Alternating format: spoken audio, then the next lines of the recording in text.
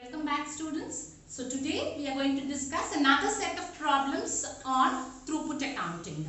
Okay, so what is given in the question is there's Bharat Metal Limited. It is manufacturing 4 products, but due to machine hour limitation, it cannot produce all the 4 products, and they ask you to advise which product should be preferred. Clear? So Bharat Metal Limited has 4 products, that is megadite, hematite, geotite and limatite. But these 4 products cannot be manufactured by Metal Limited because machine hour is a bottleneck here. So what they ask you to suggest is, suggest which product should be preferred to manufacture. And the next thing what they ask you to find out is, calculate the throughput accounting ratio. So, when we are discussing the theoretical part, we have clearly discussed that in order to take a production decision when there is bottleneck, we should not decide on the basis of contribution alone, but we should decide on the basis of contribution per bottleneck, isn't it? So, in order to find out which product should be preferred most to be manufactured, what is the first thing we have to do is, we have to find the throughput contribution per bottleneck. Clear? So we are going to solve the first one, that is, if machine hours are limited to 5,000 hours, then suggest the production supervisor which product is giving the maximum throughput per limiting factor. So in order to know which product is giving maximum throughput, we have to find out the throughput contribution or contribution per unit of bottleneck. Okay, so keep the heading as calculation of throughput contribution or contribution per unit of bottleneck. So what is the bottleneck? Machine hours is limiting the company from producing its demand. So machine hour is a bottleneck here. Clear? So now we will start with it. First, the products which are given: megatite, I am writing it in the shortcut, hematite, geotite, limatite. Okay, so in order to find throughput contribution, first we have to find contribution. On the basis of contribution only we can find out throughput contribution, isn't it? So how will you find out contribution? Sales minus truly variable cost. Okay, then you will get contribution, throughput contribution. So from this throughput contribution, you have to find out the contribution per unit of bottleneck, isn't it? So sales which is given in the question is 300, 450, 350 and 750. Okay, write the same thing. 300, 450, 350 and 750. Truly variable cost. So in throughput accounting, variable costs are exactly material cost is termed as variable cost. So 150, the material cost for hematite is 320 and for geotite 150 and limatite 600. The same thing we are going to write it here. 320, 150, 600. So throughput contribution is sales minus truly variable cost. 300 minus 150, that is 150. Again 450 minus 320, 130. 350 minus 150, 200. 750 minus 600, that is 150. Now we have to find out contribution per unit of bottleneck. Only then we can advise which product is suitable, isn't it? Now what is the bottleneck? Bottleneck here is machine hours here. So machine hours is time, 30, 45, 60 and 20. Write the same thing here. 30, 45, 60 and 20. Now contribution per unit of bottleneck. Contribution per unit of bottleneck. So divide the throughput contribution by bottleneck, you will get the contribution per unit of bottleneck. That is 150 divided by 30, you will get 5. Next 130 divided by 45, you will get 2.89. Next 200 divided by 60, you will get 3.33. 150 divided by 20, you will get 7.5. Now, on the basis of contribution per unit of bottleneck, the supervisor can decide which product he has to produce, because which product gives the highest contribution per unit of bottleneck should be decided. Here, the product which is giving the highest contribution is limonite, because it is giving 7.5. So, first this should be produced and the next priority should be given to magnetite. Okay, because these two products are giving the highest contribution now. Okay, that is the answer for the first one. But just tell me, can you generally produce a product on the basis of contribution per unit of bottleneck? Definitely no, because contribution per unit of bottleneck is only showing you the profitability, but not the true profitability. So what the organization has to do is, it should not depend only on contribution per bottleneck. Instead, it should also see the throughput accounting ratio, and on the basis of that, it has to decide which product it has to give priority. So now let's calculate TPAR. So the calculation of throughput accounting ratio is return per factory hour by cost per factory hour. So now we have to find return per factory hour, and next we have to find cost per factory hour. So step 1, return for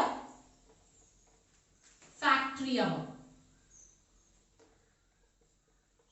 Okay, so here products, magnetite, hematite, geotite, limonite. So what is the formula for return per factory hour? Throughput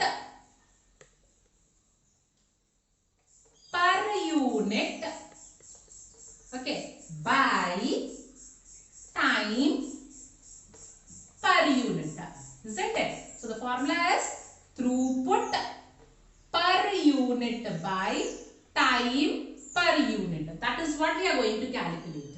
Okay, so throughput per unit, as we all know, sales minus truly variable cost. So 300 minus 150 will be your throughput. 300 minus 150 is 150. Next, for H, 450 minus 320 is 130. Again, for geotite, 350 minus 150 is 200. And for limonite, 750 minus 600 is 150. Okay, the next one is time per minute. In the question, time is given as 30, 45, 60 and 20. Isn't it? The same thing you have to write down. 30, 45, 60, 20. Now, basing on this, return per factory hour. Okay, so what is the return? Throughput per unit by time. 150 by 30 is 5. 130 divided by 45 is 2.87. And 200 divided by 60 is 3.33. 150 divided by 20 is 7.5. Clear? So the first one we have calculated return per factory hour. And the next step 2, we have to calculate cost per factory hour. Okay, so what is the formula for cost per factory hour? Total factory cost by total time of bottleneck. Okay, now, so products M, H, G and L. So total factory cost. Okay, so total factory cost is your operating expenses. Given in the question, 90, 160, 80 and 400. The same thing you have to write. 90, 160, 80 and 400. Next is total time of bottleneck. So in the question it is given that machine hours is your bottleneck. So machine hours in the sense you have to take time. It is given as 30, 45, 60 and 20. The same thing you are going to write down. 30, 45, 60, 20. And now you have to find cost per factory hour. What do you have to do? 90 divided by 30, 160 divided by 45, 80 divided by 60 and 400 divided by 20. If you do, you will get the cost per factory hour. That is 3, 3.56, 1.33 and 20. Clear? The last step, that is step 3. You have to find out TPAR. How will you find out? Products M, H, G and L. Okay. Now return per factory hour. TPR is, the formula is this, isn't it? Return per factory hour by cost per factory hour. The same thing we have to find. Return per factory hour by cost per factory hour. Okay, you will get TPAR.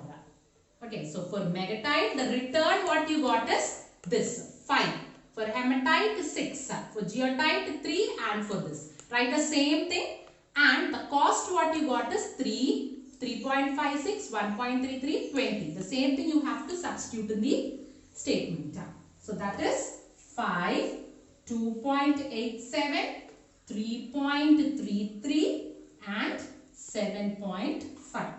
And the next one is 3, 3.56, 1.33, 20. So you will divide 5 by 3, you will get 1.67. Divide 2.87 by 3.56, you will get 0.81. Divide 3.33 by 1.33, you will get 2.5. Divide 7.5 by 20, you will get 0.38. Now, how will you decide which product you have to select? So, we have a condition, isn't it? When throughput accounting ratio is greater than 1, then it will be profitable. So, from the statement, it can be clearly seen that megatite and geotite are the only products which are profitable because it is having the value which is greater than 1. So, which product should be given high preference in the sense? Geotite should be given high priority for production because it is having the highest throughput accounting ratio of 2.5. Clear? So, what can you observe? When you have calculated contribution per unit of bottleneck, you have got limonite as the best product. But when you calculate using throughput accounting ratio, you have got geotite as the best product, isn't it? So, you should not produce a product only on the basis of contribution per unit of bottleneck because it may lead to losses. After calculating TPAR, product should be calculated only on the basis of profit percentage. This is how the problem has to be solved. Thank you.